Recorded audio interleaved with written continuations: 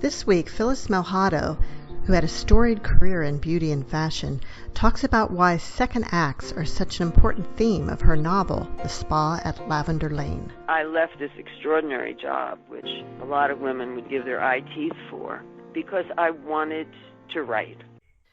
Welcome to Writers' Voices with Monica and Caroline. I'm your host, Monica Hadley, and with me is my mother and co-host, Caroline Kilborn. And hello, everyone, wherever you are. I hope that you're safe and well, and I hope the sun is shining in your area. Or it's raining if you need rain.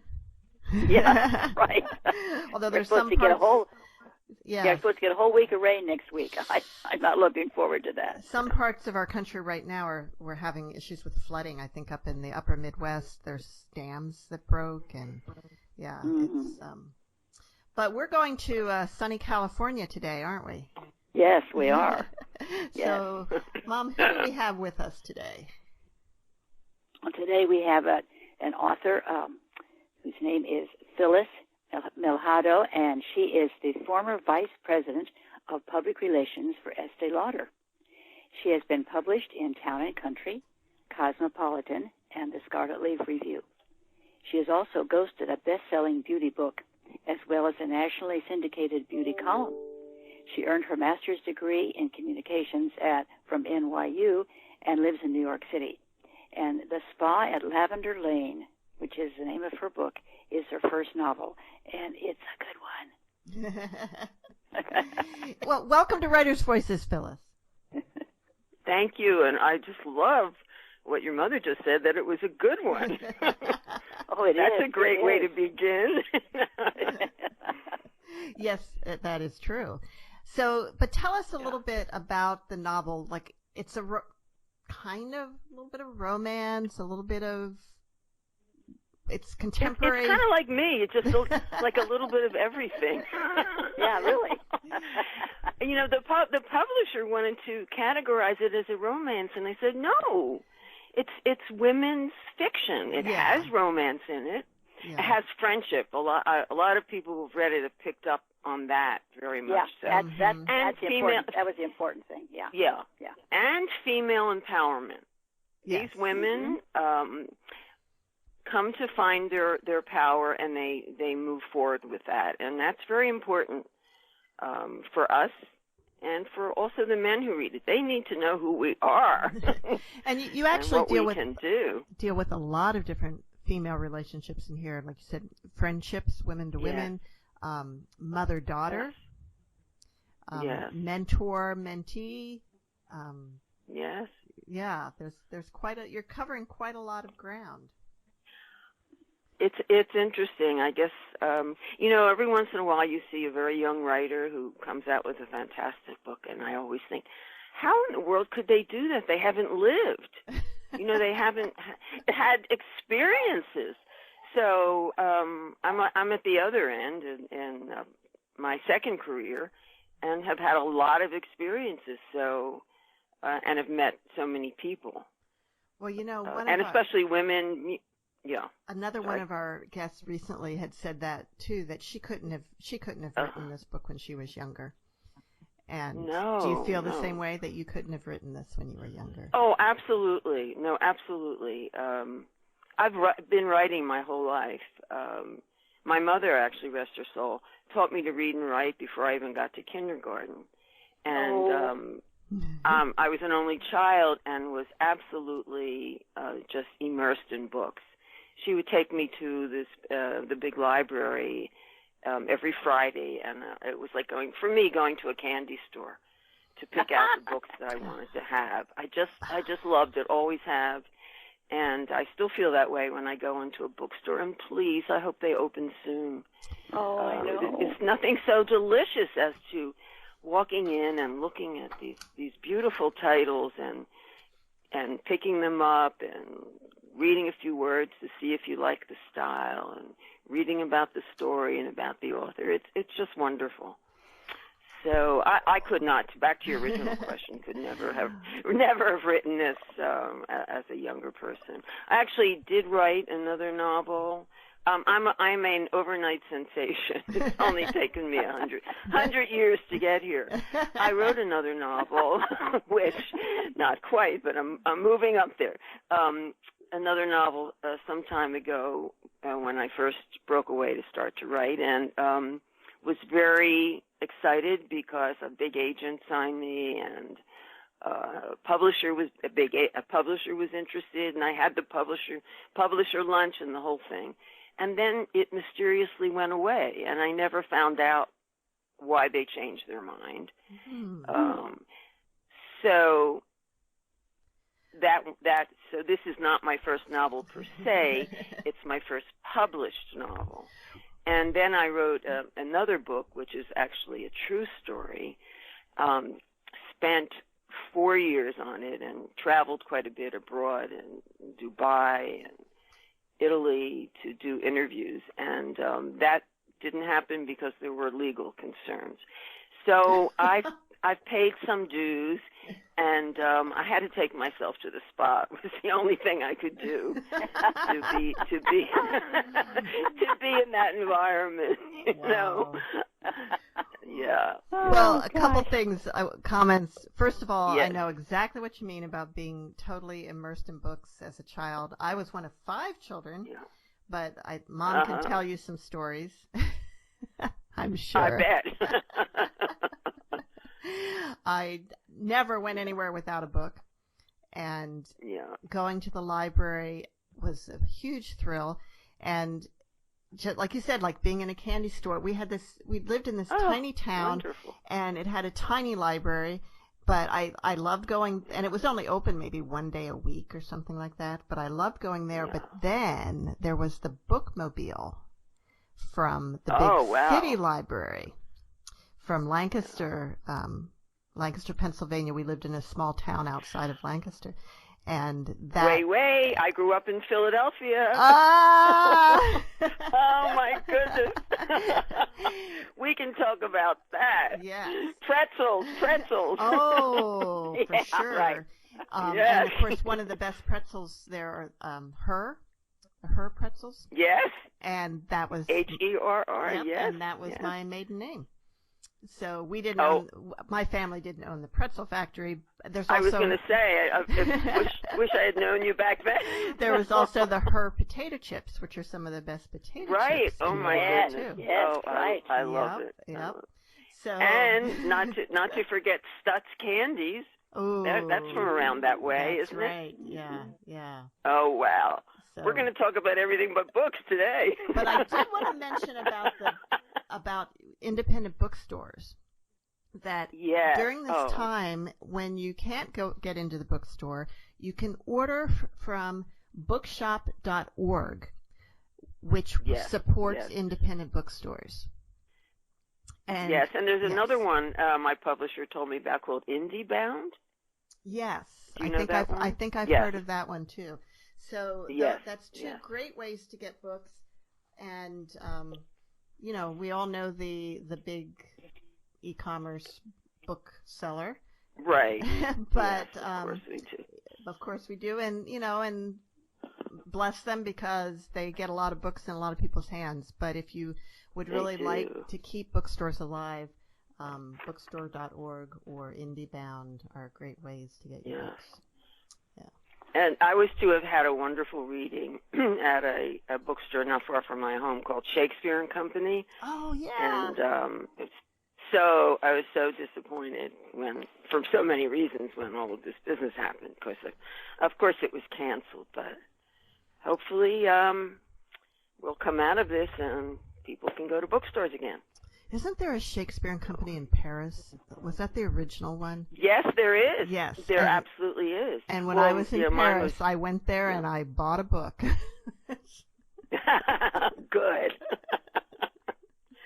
I know there's one in Philadelphia, too. Oh, wow. And there are a couple here in New York. I don't know about anywhere else in the country, but they're wonderful shops, and we'll see them with their doors open soon. But as you said, people can support these local bookstores by ordering from those venues. which is great. Yes. So back to the spa at Lavender Lane. Yes. You had a career in the beauty industry. Did that take you to a lot of spas? Is this a familiar place for you? It did in that for two reasons. One, at Estee Lauder, we opened what were called in-store spas, and they were small little alcoves or specialty rooms where people could get manicures, pedicures, what have you.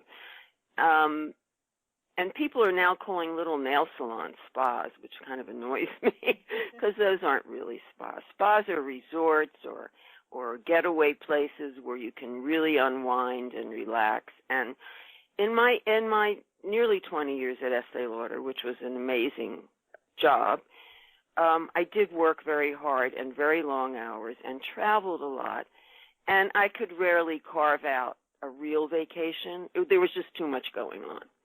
And so what I found myself doing was tacking on a day or so at the end of a week away somewhere. And that's how I really got to learn about spas. So if I was in California, which I went to quite a bit, I went to La Costa, and there was another one in Northern California, not far in the wine country, the name escapes me. And then I've been to Canyon Ranch a couple of times. And then there were a couple of places not far from the New York area, which I was able to go to for a long weekend. One in Connecticut, and a wonderful place near Poughkeepsie called Mohonk Mountain House, which has been there. It's like in the fifth generation of this family. It's almost like summer camp for grown-ups. It's this big old wonderful house with a wonderful lake and swimming and boating and terrific healthful food and horseback riding, and just a wonderful, easy place to go to. And so that was my spa fascination. And indeed, when I finally left my job, which was not easy to do, I went to Canyon Ranch for a nice stay to clear my mind. And I guess my experiences of going to these places sat with me and said, well, this would be a fun place to set a story. I never met any of these women in the spa. Indeed, nobody in the book is anybody. Well, that's the first thing people ask me. Is anybody in me? Am I in? People say, am I in the book? Okay. No, you're not in the book. But Phyllis, from what you just told me, yeah. It seems like maybe Tony is a little bit you. Yeah, one of the characters left her job. Oh, you picked up on that. I was just about to say she is a little bit me. Yes, for sure. Yes. And I started with Madame Demidova, and there was a woman who I came in more than in contact with, was close 2 years ago. One of my first jobs in advertising, I was a copywriter and then small agency where you had to do everything, and so I was like a junior account executive, owned a very elegant exercise salon for well-to-do ladies on the Upper East Side on 68th Street between Madison and 5th.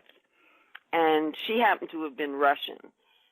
But that's where the similarity ends. But I think that I got the idea for an older Russian lady from that. But it's funny because her name was Manya, wonderful woman, and she took a shine to me. And I had to do the classes in order to be able to write about her methods. And indeed, she wrote a book, which I helped with too. And so I would go and do all the exercises, and then she'd say, well, wait for me, and we'll leave together. And then she would take me to this wonderful restaurant, which in its heyday was a mecca for New York literary and theatrical types, called the Russian Tea Room. I've heard of that. Oh, yes, it was quite well known. You could go there on a Friday and see everybody from Helen Gurley Brown to Woody Allen. It was just a marvelous place.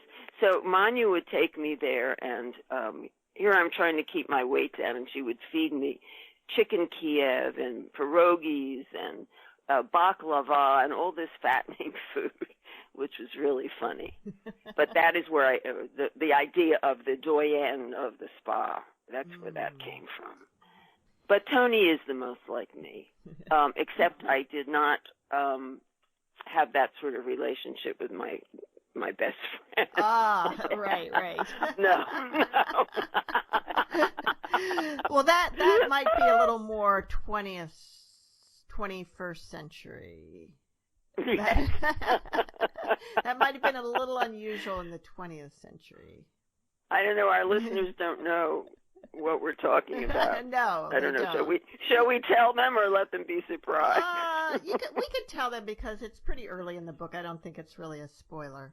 Okay, so Tony had a very big job. She was a head buyer, sportswear designer buyer at a posh Fifth Avenue store, which I gave the name Gillum's. And her very best friend I should talk in the present tense, is a designer, and he's quite a character, and he happens to be gay. And they've been best friends since college, and she kind of freaked out because she hit her 40th birthday and had a revelation that she really wanted to have a child after all, after thinking for a very long time that she didn't. And Kevin, her gay best friend, also wanted to be a father, and witness Anderson Cooper just becoming a father. It's more and more common for gay men to exercise that desire to have children. So they decided, because they really did love each other and would always be together in a kind of a family, that they would parent. They would have a biological child together and raise that child together. So, but they actually do it the old-fashioned way instead of with a test tube. So it was kind of fun. I don't know where I came up with that one, but that's the fun of being a writer. That's the fun of being a writer. You're allowed to come up with stuff. Sure. So, Yeah, of course. Yeah. So her secret going there, and a lot of them have secrets, is that she can't talk about the baby because it's early on, and so many women don't carry past 3 months, unfortunately. And she didn't want to jinx it, so she was trying to keep that a secret. You're listening to Writers' Voices with Monica and Caroline, and our guest today is Phyllis Melhado, author of The Spa at Lavender Lane. Now, Phyllis, one of the characters is a former supermodel, and another character is a wannabe model. Yes. You have some experience in the modeling world yourself? Yes, I do. But both myself, I did a little bit of modeling when I was young, and it really wasn't for me. I had a pretty strong academic background, and but I wanted to try it. I had a summer job at the Hollywood Pavilion at the 1964 New York World's Fair, and I fell in with a bunch of young actors and actresses, and they all pushed me. So I did a little modeling, and then it's almost a cliche, came up with a rather unpleasant character in the garment business. And if it had been the Me Too movement, I would have been a heroine. But I walked. Yes. I'm not sure if I smacked him or was just nasty in return. But he had his hand. Yes, he had his hands on me, and I said, "What are you doing?" And he said, he was adjusting the material. Well, the material was inside my shirt, you know. Mm-hmm. So I said something to him, and he gave me that. Well, you'll never work in this town again. I mean, really a cliche. And I said, that's fine with me. And that's when I went to graduate school, right after that. Well, congratulations. So that was my, thank you. Yeah, that was a good decision. Absolutely. That was my personal experience. But then, of course, in my job, I worked with the most beautiful models, starting with Karen Graham, who was the one woman most associated with Estee Lauder early on. People actually thought she was Estee Lauder. That's when the ads were these magnificent portrayals of elegant life. Women standing by a collection of priceless candelabra and in a country estate with a white horse in the background and in impossible places, very aspirational. So she was the model for a very long time. And then who was next? It was Karen. I think it was Paulina. I think Paulina was next, who was extraordinary looking. To this day, she's a beautiful woman. And she was the Estee Lauder model for a very long time. Oh, I'm sorry. Before Paulina, it was Willow Bay. Willow is a very, very bright woman, and she had had broadcasting experience. And now, as a matter of fact, she's the dean of communications at USC, I think, University of Southern California. Oh, my yes, goodness. no, she has great academic credentials, plus the fact she is married to Robert Iger, who is the president of ABC Disney. So she did okay on both accounts. Somebody could write a book about her. Yeah. Yeah. I know. She's reading my book now. I'm so excited. I wanted to send it to her, and she said, "Oh no, she would order it." So there was Willow, and actually, I wrote when she was ready for graduate school. I wrote letters of recommendation because she went to NYU, and since I graduated, it was good.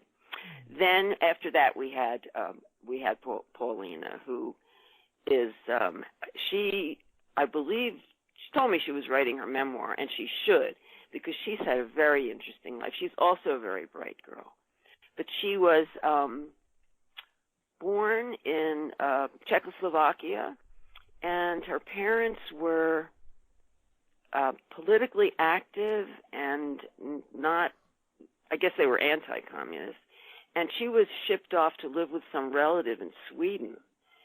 So here she is, Czech-born, grew up in Sweden, and she ended up in the United States. I'm not sure how. But she's quite bright, and she wrote a novel a couple of years ago called Model Summer, I believe. And she and I are still in touch. She read the book, and she loved it. She gave me a shout-out on her Instagram, which in today's world is really, really important. Oh, yeah. Now, I have to tell you, I'm old school. I have to have somebody help me do all that stuff. Oh, that's okay. To me, important is being on a show with you ladies. That's what I know, and Vogue and Harper's Bazaar. I don't know about, too much about social media, except it's terribly important. So I have help with doing that. And let's see, Elizabeth Hurley also has read the book and said she liked it very much. She's an English actress who was the model after Paulina. So I had to have a lot of courage to have my photograph taken with these ladies. I mean,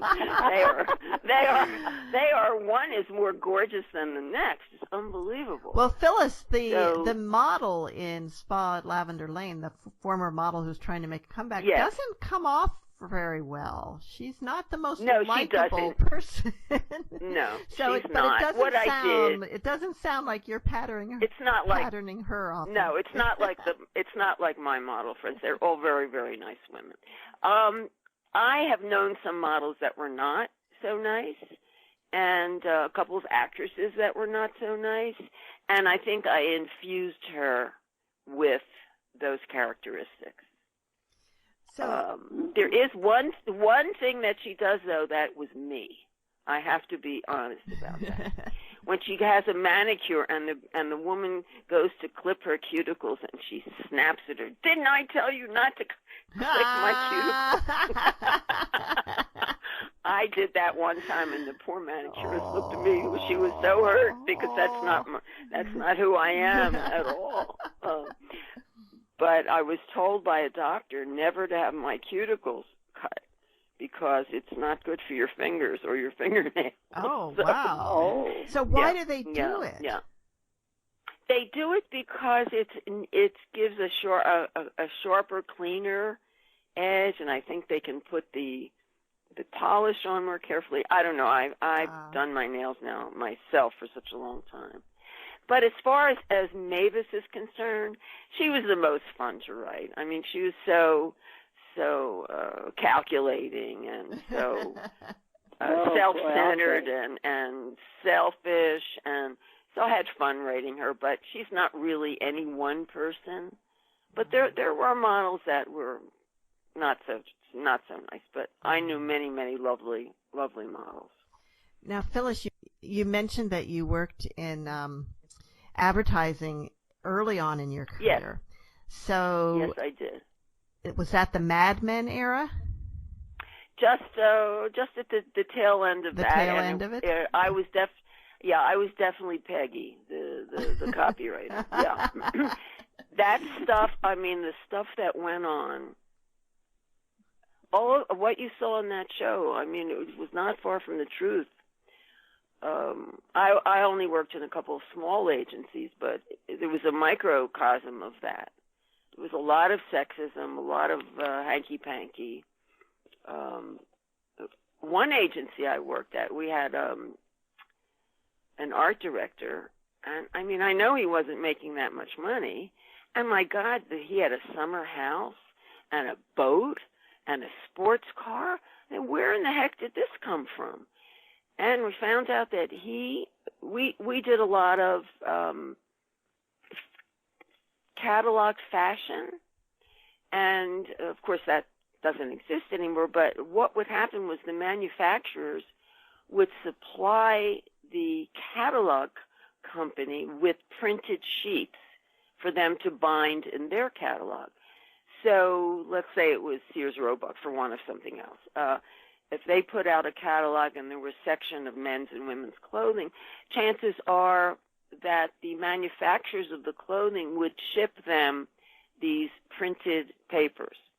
Now, 4-color printing is expensive, and so we found out that this guy was getting a kickback from the printer because he was commissioning a lot of work. Interesting. Yes. And then in my very first job, and this was on Madison Avenue, just like Mad Men, I went out to dinner and I left something in the office and I went back to get it, and I walked in on something I never wanted to see. You can use your imagination. Yeah, okay. I will just tell you this much. One of our accounts had to do with jewelry. And all the woman was wearing was her jewelry. Oh, okay. Well, that scene could go in one of your books. Yes, it could. Yes, it could. Well, you have so many experiences. You have a wealth of possibilities here. You really do. I do have. I am lucky in that I've had a lot of experiences. I've traveled a lot.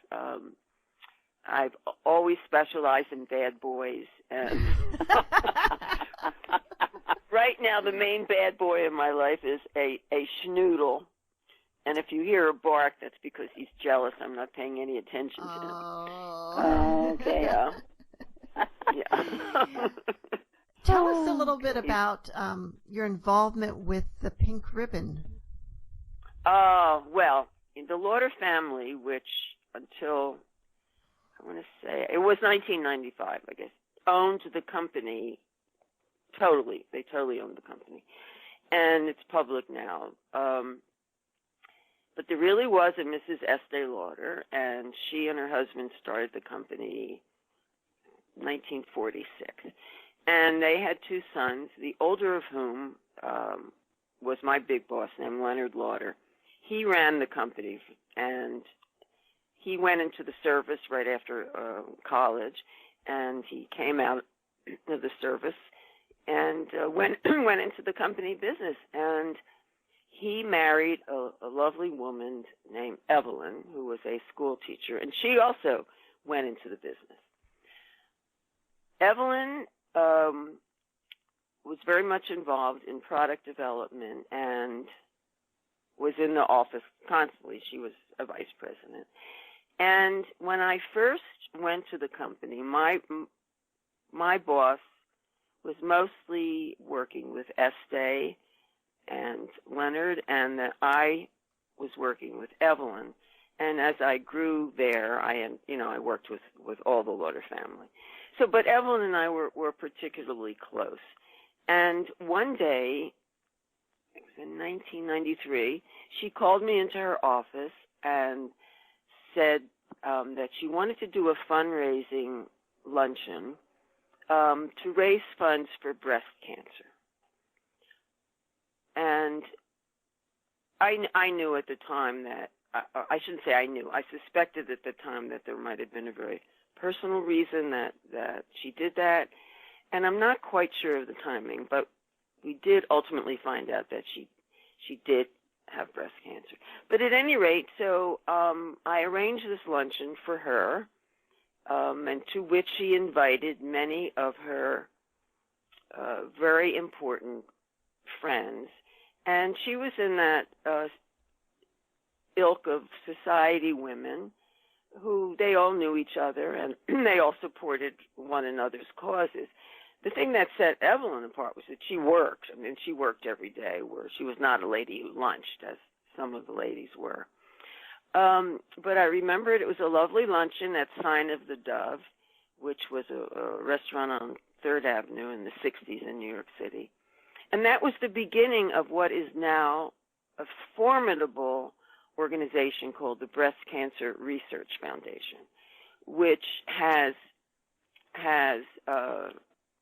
garnered millions and millions of dollars for research and caring of cancer patients, and is allied with the doctors at Sloan Kettering.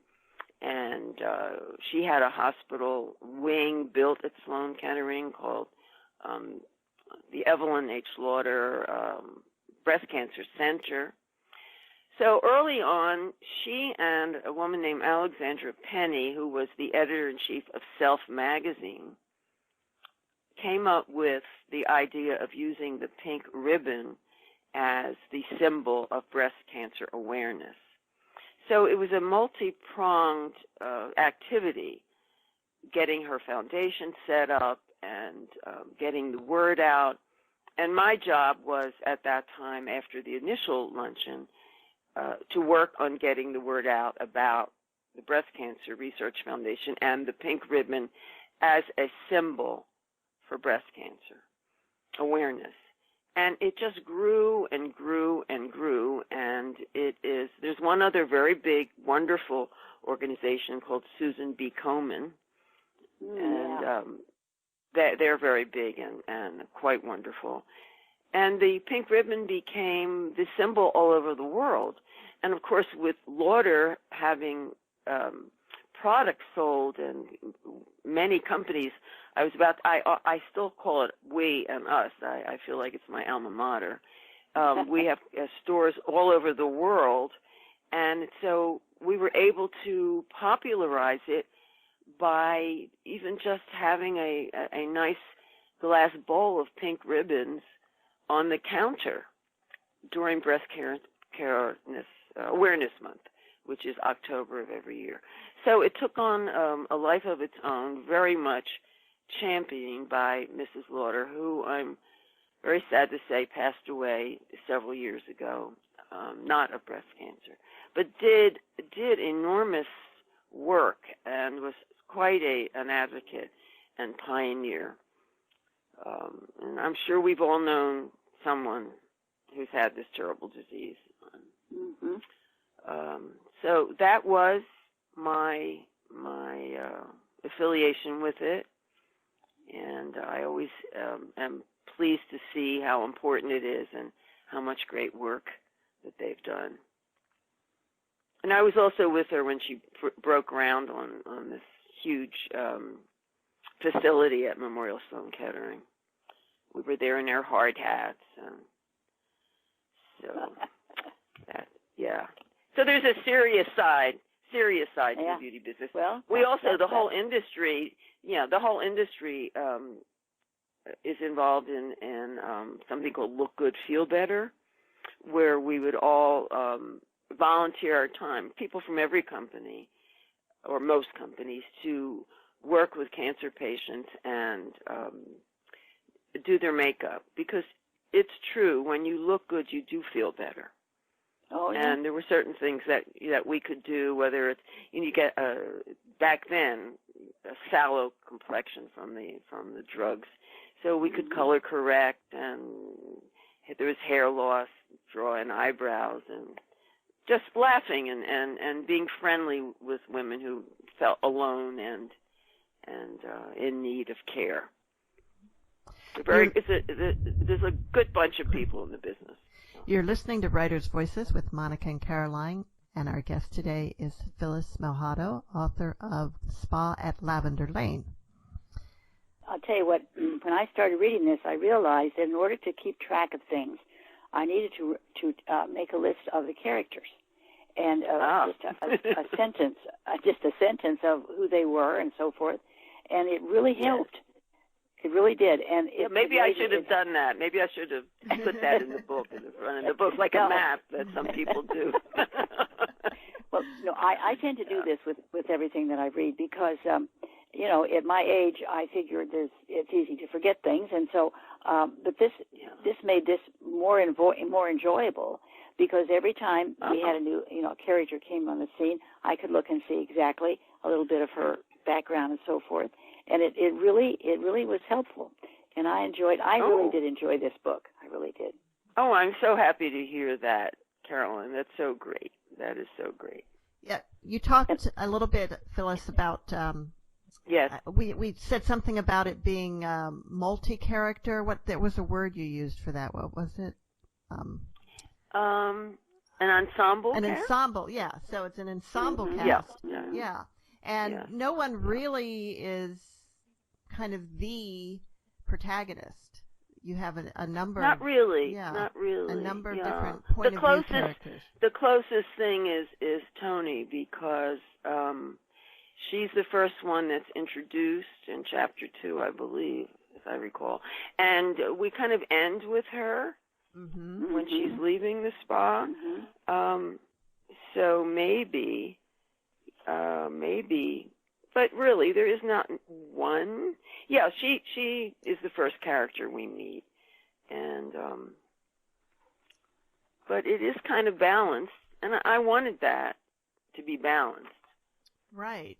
But was it ever difficult? I mean, I found it very easy to distinguish one character from another, but was it ever difficult as you're writing to think, okay, which character should be saying this, which character should be thinking that? No.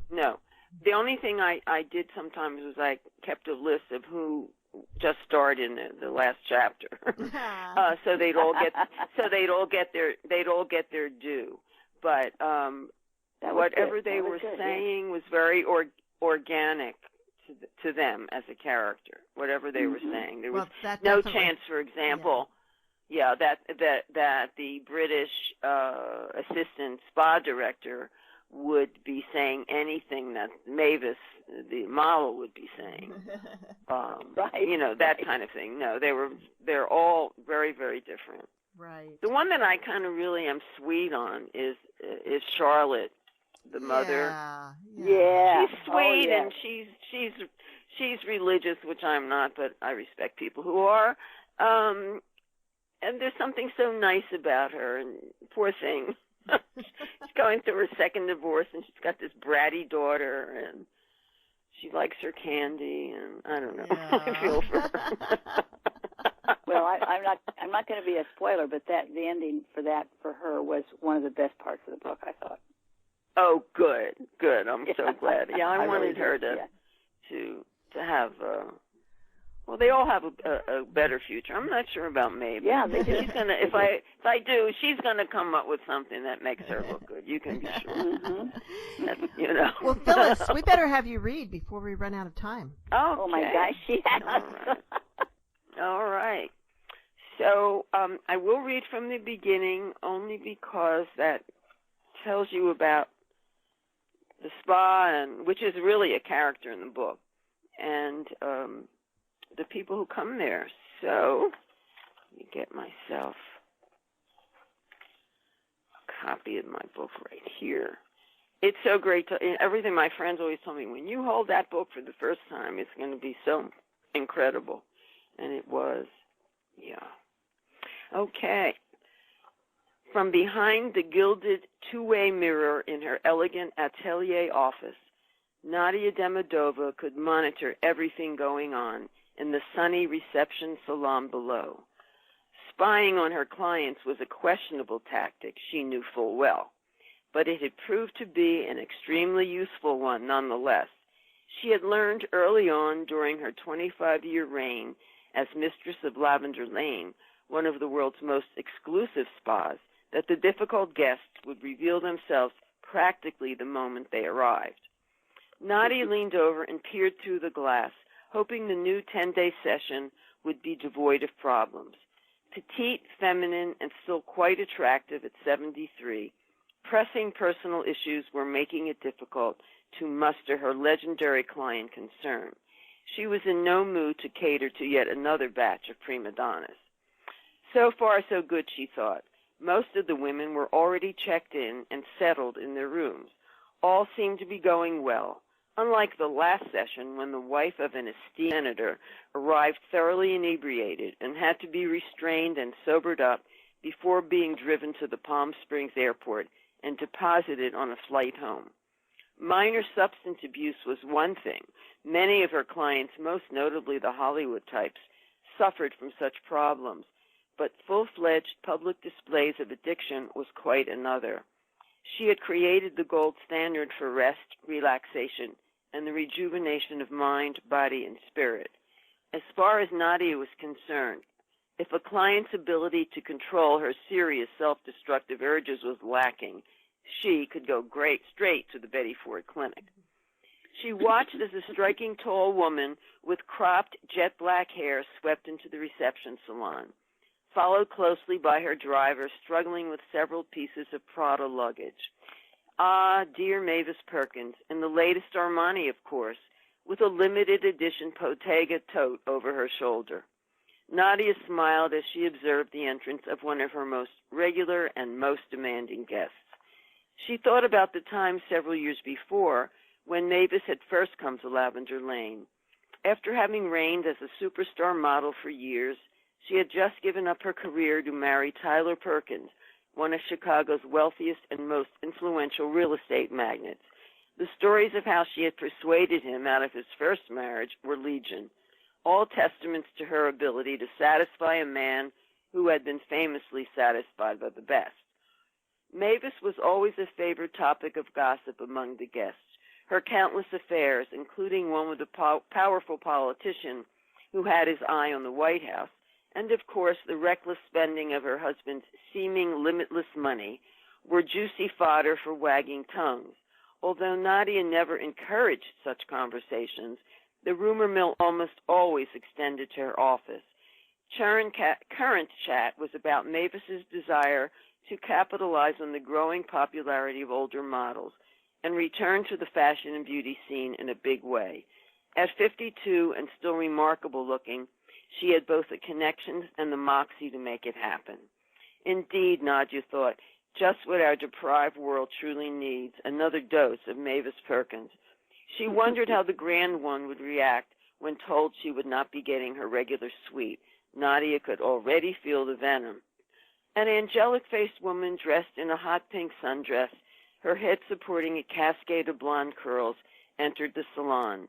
Nadia watched as the woman turned repeatedly to the teenager who trailed behind her, long chestnut hair falling below her midriff-bearing T-shirt, skimming the waistline of her cut-off jeans. The girl was tall and thin and a budding beauty. New clients from Dallas, Nadia's assiduously guarded notebook detailed. The depository of all important and personal information, the notebook was locked up in the safe each night and available only to Nadia and her longtime assistant director, Phoebe Bancroft. Only the most rudimentary information was entered in the spa's computers, where it was vulnerable to hackers who, in a heartbeat, would sell her clients' most private information to the highest bidder. Let's see, Nadia sighed. Charlotte Tanner and daughter Lauren Fanning. Mother 42, overweight. Daughter 15, borderline anorexic. They hadn't even begun their stay and were already arguing. She wondered how the pair would survive 10 days sharing a room. Only one woman had yet to arrive. First-time guest, the notebook detailed. Antoinette Etheridge, called Tony, 41, single, former buyer, designer sportswear, Gillham's Fifth Avenue. Extremely stressed. Another one, Nadia thought. There had been a growing roster of late of female executives who had made too many personal sacrifices and badly injured themselves, both emotionally and physically, in a relentless quest to make it to the top. She could relate, having given up a great deal in pursuit of her career. Success had not come easily. Nadia felt the familiar flood of fatigue course through her body. She turned away from the mirror, leaning heavily on the arm of her well-worn, violet-tufted Queen Anne chair. The exhaustion that had plagued her in the last few weeks was intruding once again. I cannot afford to be tired now, she sighed to herself. Simply too much to do. Lawyers, papers, Peter. She walked slowly to the large picture window on the far side of her office, the vestiges of an injury sustained many years prior marking her graceful gait. Her damaged ankle was a constant reminder of the life she had once lived and of the different direction her life might have taken had she only had the courage. Nearly 50 years had gone by, but barely a day passed without gut-wrenching remorse. The guilt had recently grown too great to bear. The moment to make amends had finally arrived, and if there were any doubts time was of the essence, her diminishing strength served as a constant reminder. Time, she mused, is an adversary to us all. Nadia thought about her dear friend, Dr. Eleanor Franklin, CEO of Franklin Nutritionals. Eleanor must be going mad up there in her suite all alone. She'd have to make time to see her, perhaps have dinner sent up for the two of them. Eleanor had been secluded in her Lavender Lane suite for nearly 3 weeks, recent plastic surgery having not quite delivered the hoped-for results. She assured Nadia she had gone to the very best, and yet, 21 days after the operation, she still had that pulled and pinched look when she fully expected to look rested and refreshed. The doctor promised it would ease up, but as each day went by, Eleanor feared she would remain looking more like some older sister of the late Joan Rivers than her former attractive 55-year-old self. Nadia looked out the window and drank in the view of the lush Coachella Valley. It was especially beautiful in early spring, with the hills drenched in brightly colored wildflowers and the blue sky shining brilliantly behind centuries-old saguaro cacti. She watched as a roadrunner darted its way across the field, crown feathers forging ahead like a sentinel in the warm April air. Soon he would be joined by owls, hawks, hares, and jackrabbits, all answering the valley's seductive call. She was tempted to stand there and look out all day, but it was hardly an option with a business to run. Lest she forget, the dreaded intercom buzzed to remind her. She returned to her desk reluctantly, certain the summons would mean only problems. "What is it?" she asked, trying not to allow the fatigue to color her voice. "As to be expected," Phoebe reported in her distinctive British voice. "The difficult ones are showing their colors." Nadia smiled at Phoebe's choice of words, language commonly used to describe the aggressive mating behavior of male creatures in the wild. Her clients were indeed like the inhabitants of the Palm Springs desert, each with her own agenda and unique survival techniques. Her assistant was a treasure. She always managed to put things in perspective. "There's a situation which needs your attention," Phoebe whispered into the phone. "Yes," Nadia said, looking down below. "Mavis appears to be in fine fettle, but nothing that can't be handled. I'll be right with you." As mistress of Lavender Lane, Nadia Demidova had managed to tame scores of situations. This would be just one more. She smoothed her neatly coiffed silver gray hair, took a few deep breaths, and made her way toward the discreet staircase that would deliver her to the concerns unfolding in the arena below. And End. that's the end of the chapter. Yes. That's a great beginning. It is. Thank you. Now, I'll tell you a secret. Okay. Yeah. I went to a writer's conference a very long time ago, and I wrote the first paragraph or two in that conference and then put the idea away. Oh. And I remember because a couple of people in the group, they didn't know what an atelier was. And I just recently heard from someone from that conference. This was the Maui Writers Conference. Her name is Kelly, and she said, I still remember that nobody knew what an atelier was. Now they will. And what is an atelier? What is an atelier? It's a studio. It's just French for studio, and it's a commonly used word in fashion. And they were right. They shouldn't know what it is. It's a kind of an esoteric word. So there's a theme throughout the book of second chances. Why is this an important theme for you? Well, because it's exactly what I've done. You know, I left this extraordinary job, which a lot of women would give their eye teeth for, because I wanted to write.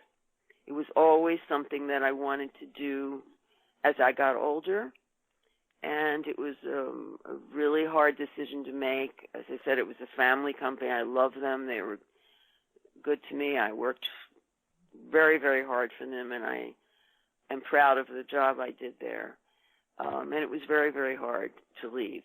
And my best friends to this day are still people that I knew from Estee Lauder. Indeed, they gave me a Zoom on the night my book reading was supposed to have been on the day of publication. We had a Zoom, and all many of my Estee Lauder friends were on that Zoom. So so this is a second chance for me, and so it was important. And I think a lot of people do want to do more than one thing during their lifetime, and there are women who have failed in relationships the first time, or didn't accomplish what they wanted to, or found that there was something different they wanted in life as they went along. So it was a theme, without question, yes. Now, and personal to me, as you saw. You mentioned that when you started writing full time, you didn't become successful right away. You wrote a book. Oh my goodness! Can I tell you about my failures? Yeah. Oh, there was also two screenplays. One of which I signed a option agreement for. That means when you give the right to another entity, whether it's a producer, a production company, or whatever, to take your work and then try to have it produced and made into a film.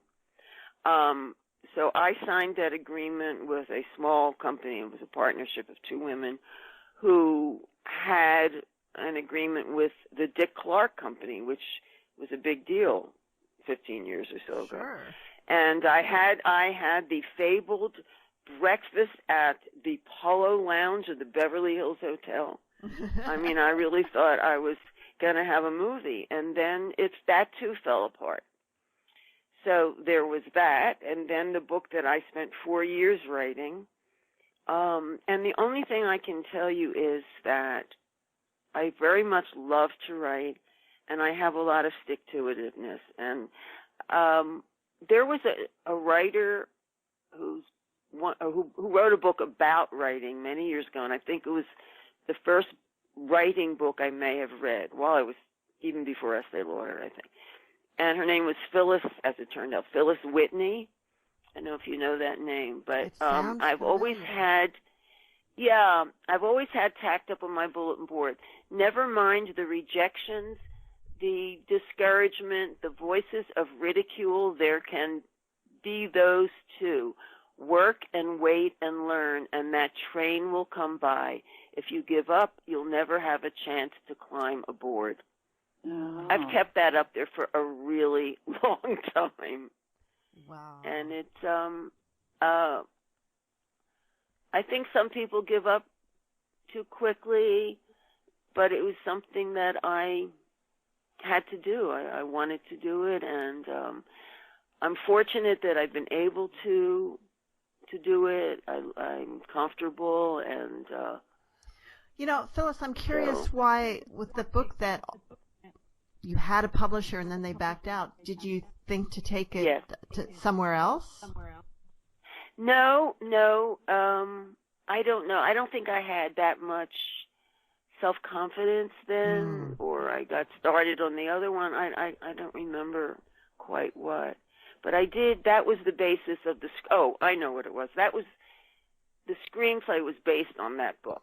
Okay. But I changed it significantly. But the core of the story was the same, and it was about someone in the cosmetic business. They say, write what you know. So absolutely. Yeah. But the other book I wrote, which took me several years, was about something I didn't know, and I learned a lot from it. It's a true story, and I'm rewriting it now as a novel. So it will be very different from this one. It's about, is that the one that on your website that you talk about, Anthony and what's it called, Bridget? Anthony and Bridget. Anthony and Bridget. Exactly. Yeah. Yes, and that is based. That's a working title. I'm not sure what it will be. It's based on a true story. I wrote it as a first-person account in Anthony's voice, and we both liked it very much. That's why I had to make those trips abroad, and we both liked it very much. And then the family of the young woman involved was having a problem with feeling that they would be upset by it or what have you. So we put it aside, and it's a wonderful story. And I had just started to rewrite it when I sold the spa at Lavender Lane, and had to throw myself into first of all, getting an agent and getting a publisher, as you know, is not a slam dunk. Right. So. Yeah. I work as hard now as I did when I was in the corporate world. I am at my computer by 8:30 every morning, and I don't even know there's a quarantine because I've been living like this for a long time. The only thing is I miss seeing my friends in the evening, but as far as the daytimes, it's pretty much the same. Well, you must be thrilled to have the book in your hand now. I am. I really, really am. It's really. It's exciting, and wonderful. And Phyllis, we're out of time. I have to encourage any. Oh my goodness, this has been a lot of fun. I was worried would I clam up, but I guess I didn't. No worries. Can I leave you with one more thought? Sure. Yeah, it's a quote that I saw from the Good Witch, Glenda in The Wizard of Oz. You Perfect. Always had the power, my dear. You just had to find it for yourself. And Mom, do you have a quote for us to close too? Yeah, I do actually. Friends are the family that you make, enriching your life. Yes, indeed. Yeah. Indeed, they are. Yes. Mm-hmm. Well, thank you, Phyllis, for being with us today, and thank you both very much. Thank you, all our listeners.